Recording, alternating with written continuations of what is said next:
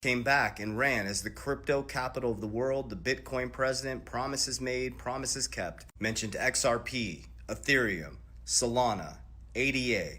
He created a blue chip that includes things like CRO, XRP, Solana, Ethereum, Bitcoin. And just yesterday, he now signed an executive order into law that 401ks can now start to diversify in digital assets like Bitcoin.